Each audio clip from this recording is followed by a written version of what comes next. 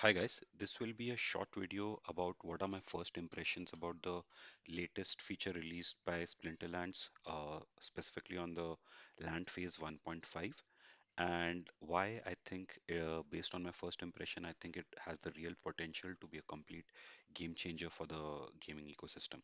So I will not go into too much details about how the Splinterlands game functions because I think most of you will be aware that it's a NFT card based game where you create a deck of up to 7 cards, which then battle against the configuration created by your opponent.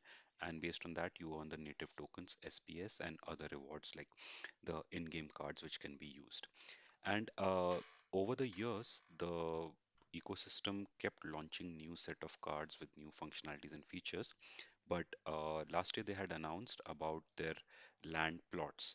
And initially I was a bit skeptical because I was not sure how useful it'll have, whether it'll have any utility and whether it'll be feasible or not. Because I'd seen a lot of projects launching land plots just for generating revenues, and it'll soon fizzle out. Even Bored Ape Yacht Club launched their lands, but the demand keeps fizzling and it is nowhere near what it was when it had the hype. But I just wanted to share this update because when we look at the different cards across the different collections, there was not much different, and I know that a lot of players and users had started to feel that after a point it'll become monotonous, that you just keep collecting different cards. There is no real strategy which you can use.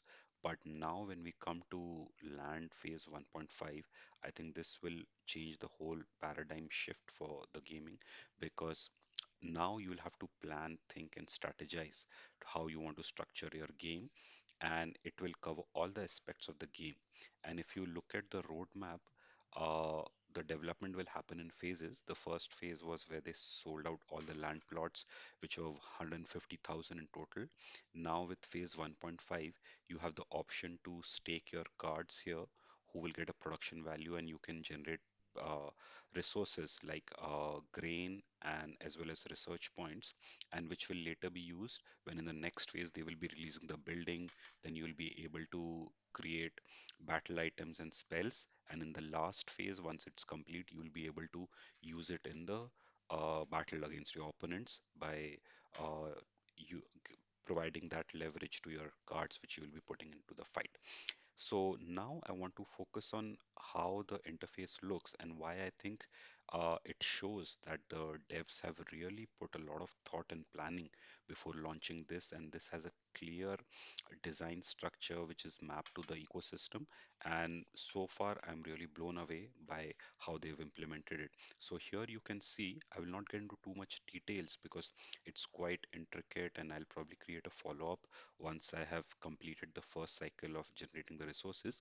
But here, as you can see, once you select your land plot, like in my case, this is my land plot, I have the option to either build a grain farm which will produce grain, or a unit which can produce research unit. So for now I've selected grain farm because that's like that will be the basic unit going forward once even the buildings come up in the next release. So here, once you create a grain farm, that will take about 4 days to get ready. After that, you can lock your cards into it, and depending on the card's power you will get a production rating, and higher the production rating, more grain you will be able to produce. So like here you can see my total hourly production based on the cards I've staked is 26,500, and I'm able to generate 530 grains per hour.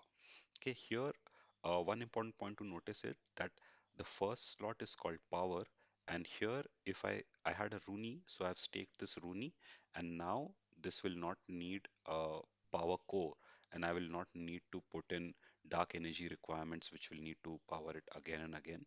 So that if you have a Rooney, this will be very useful in the land ecosystem.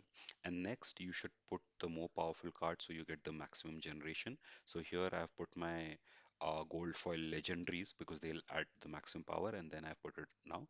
And here you need to keep in mind that to the Rooney will power up itself and 4 more cards, and to use a fifth one, you will have to add an additional power core, which for the moment I have not added. And you also will get a boost if you add an artifact and title. Artifacts you will receive while playing the game, and title you can purchase from the secondary market.